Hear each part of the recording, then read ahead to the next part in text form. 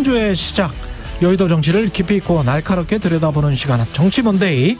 오늘은 최재성 전 청와대 정무수석과 함께하겠습니다. 안녕하십니까? 안녕하세요. 예, 김남국 의원이 어제 결국 탈당을 했는데 쇄신 의원총회를 바로 앞두고 내린 결정이라서 어떻게 보십니까?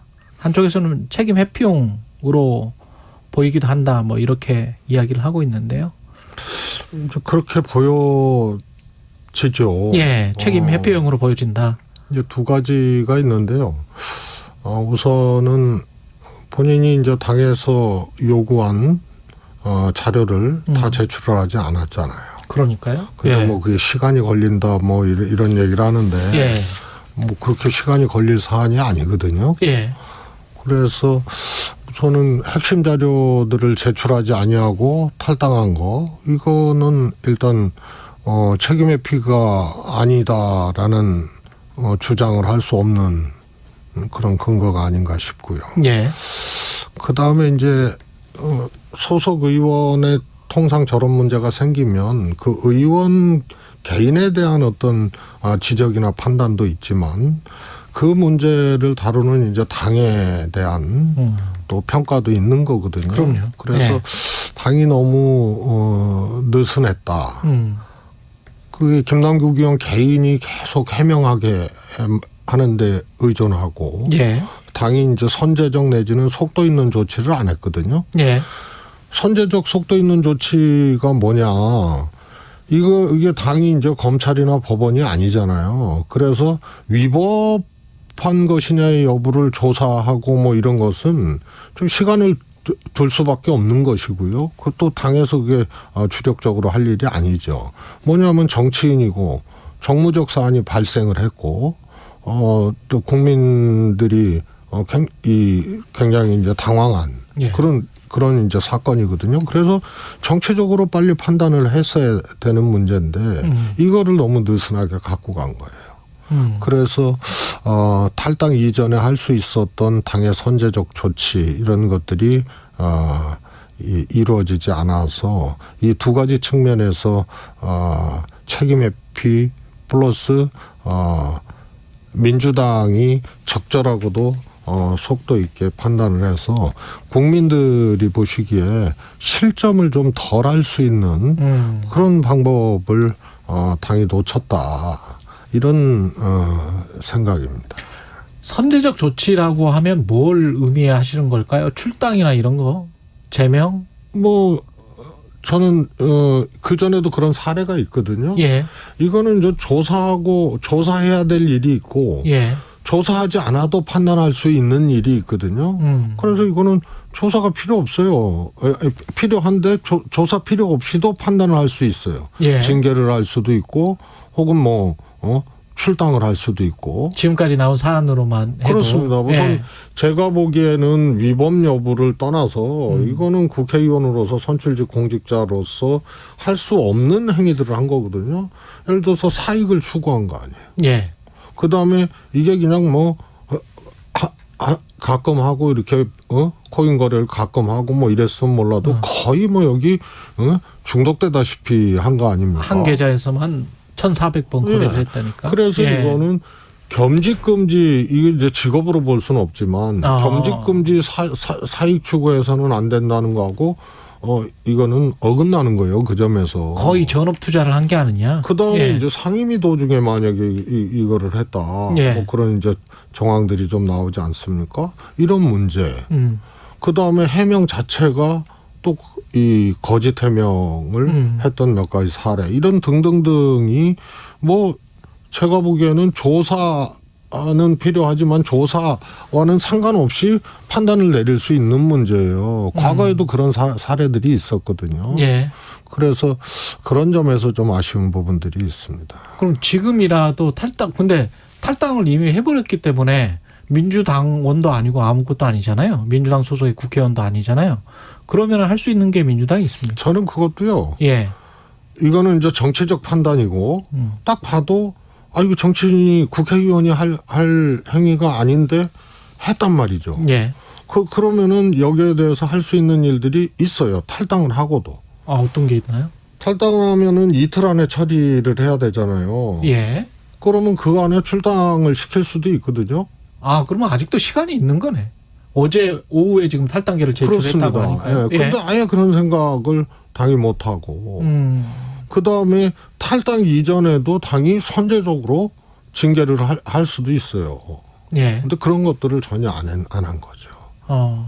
근데 왜 그 수석님 의원도 하셨으니까 근데 쇄신 의총에서는 왜 그런 말이 나왔습니까? 그러면은 다른 의원들도 다 알고 있을 텐데. 그러니까 조금 그 점도 아쉬운 대목이에요. 예. 이제 양론이 있었잖아요. 그래서 김남국 의원에 대한 이제 성토장처럼 돼버리고 그 다음에 뭐 탈당 후에도 조사를 해야 된다. 그러니까 한계가 있는 거거든요. 예. 그래서 근데 여기에 문제 제기를 하고 이런 의원님들도 사실은 조금 더 디테일하게 할 수 있는 일들을 찾아서 제안을 하고 이렇게 했어야 되는데 그런 것을 당 지도부도 놓치고 문제 제기하는 의원들도 사실은 그것까지 이제 살펴보지는 못해서 아쉬운 감이 있습니다. 그러면 그 의총에서 논의됐다고 하는 당 자체의 여론조사 결과 민주당의 상당히 가혹한 평가를 지금 받았다는 여론조사 결과를 지금 체감을 하십니까? 민심에 지금 그거는 뭐 꼭 당 자체 조사뿐만이 아니고 실제로 이런 일은 뭐 조사하고는 무관하게 국민들에게 비춰지는 모습, 국민들에게 안기는 이제 실망감 뭐 이런 것들이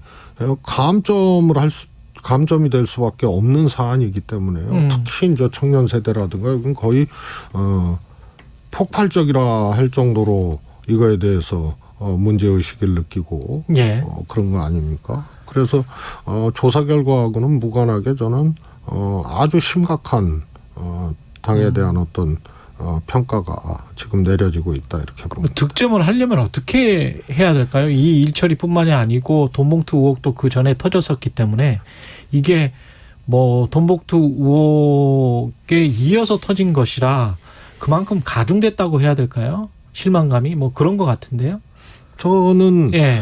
이제 근본적으로 이것을 어떻게 할 것이냐의 문제는 퍼펙트하지는 않습니다. 예. 아무리 쇄신책을 내놓고 뭘 해도 이런 이제 이 노력을 통해서 또 새로운 문화를 이제 잘 만들어 가야 되는데 이제 이런 점들에 대해서 이 조금 더 뭐라 그럴까요?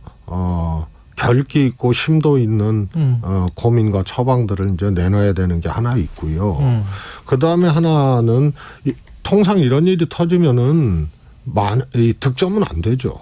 실점만 되는 건데 이 문제를 대하는 민주당의 모습, 처리하는 민주당의 모습을 보면서 실점을 덜 할 수 있는 거거든요. 예. 근데 그런 점들이 두 가지 다 이제 모색이 돼야 되는데 특히 실점을 덜 할 수 있는 당의 그런 태도, 조치 이런 것들에 대해서 아쉽고요.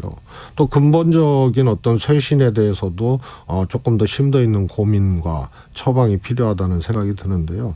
일례로 탈당을 이제 의도적으로 탈당하면 5년 동안 이제 복당이 안 되는 거거든요. 근데 네. 어느 날 그 규정이 슬그머니 없어진 것 같아요. 그 다음에 이제 예를 들어서 현역위원 하위 20% 현역위원 평가에 하위 20%에 들게 되면 문재인 대표 당시에는 공천 배제였고 그 뒤로는 이제 감산이 돼 공표하게 돼 있었거든요. 예. 근데 이것도 슬그머니 없어졌어요. 비공개로 처리하게 개정이 됐어요. 예. 그래서 이 전반적으로 민주당이 뭐 조금씩 과거에 하나의 그 개혁 조치라든가 쇄신 조치들이 조금 후퇴된 것들이 있습니다. 이런 것들을 개제 좀 바로 잡고 그러려면 조금 더 심도 있고 결기 있는 그런 고민과 처방이 필요한 것이죠. 이동학 전 최고위원, 권지웅 전 비대위원 이렇게 민주당의 원외 청년 인사들이죠. 언론 보도 내용이 모두 사실이면 김남국 의원은 의원직을 사퇴해야 된다. 이거는 국민의힘 주장과 비슷한데 어떻게 보십니까? 저도 뭐 이거는 이랬어야 돼요. 당이 네. 의원직 사퇴를 얘기를 하고 네. 하지 않으면 출당 조치를 했어야죠. 아. 저는 그 정도에 해당하는 사안이라고 봐요. 당이 의원직 사퇴를 요구를 하고 의원직 사퇴를 안 한다면 출당을 시키는 저는 그게 예. 선제적 조치 중에 하나라고 보고요. 또 의원직 사퇴가 아니면은 출당 조치라도 했어야 된다고 봅니다. 그런데 지금 이제 탈당해 버리니까 네. 이도저도 못하는 거 아니에요? 네. 그런데 이제 의원직 사퇴 문제도 저는 검토해 볼 만한 문제인데 네. 의원직 사퇴까지 이 국회에서 이제 가고 처리를 하려면 그야말로 이 조사 진상조사나 또 일정 정도의 만약에 이게 이제 사법적인 문제라면 사법적인 문제까지도 조금 들여다볼 수 있는 네. 이런 이제 기관이 좀 필요한 거죠. 민주당은 어떻게 쇄신해야 됩니까? 쇄신의 핵심 지점이 뭐가 돼야 될까요? 이제 쇄신하면은 제일 큰 게 이제 인적 쇄신이거든요. 예. 그게 이제 선거 특히 총선을 기준으로 늘 인적 공천 혁신 그렇죠. 또 그를 통한 이제 인적 혁신을 얘기를 하는데 단순 물갈이 같은 경우는 이제 처방이 될 수 없고요.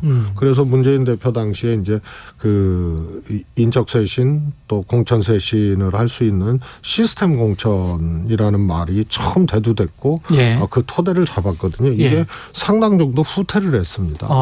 그래서 그것을 이제 바로잡을 필요가 있고요. 그다음에 아까도 말씀드렸지만 크고 작은 조항 중에 괜찮은 조항들이 슬그머니 없어지거나 혹은 완화된 경우들이 있거든요.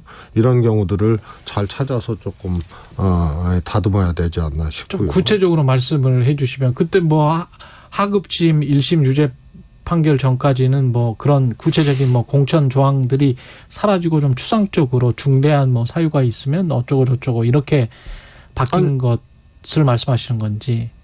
아니요. 그런 이제 좀 전에도 예. 말씀드렸지만 의도적 탈당을 할 경우에는 징계를 피하기 위해서 탈당을 할 경우에는 아예 복당이 5년 동안 금지됐거든요. 이거는 사실상 복당 금지된다는 건데 예. 이게 이제 슬그머니 없어졌어요. 예.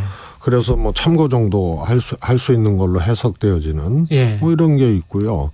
그 다음에 이제 공천룰에서도 아까도 말씀드렸지만 이제 하위 20%에 대해서 공개하게 돼 있는데 비공개가 돼요. 그러면은 예를 들어서 10% 감산받은 사람은 현역 기득권으로 충분히 경선에서 이길 수 있거든요.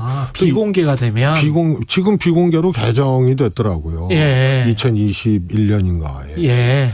그래서 그거는 이 제도의 취지, 시스템에 의해서 평가받고 하위 20%에 대해서 비공개를 해버리면 예.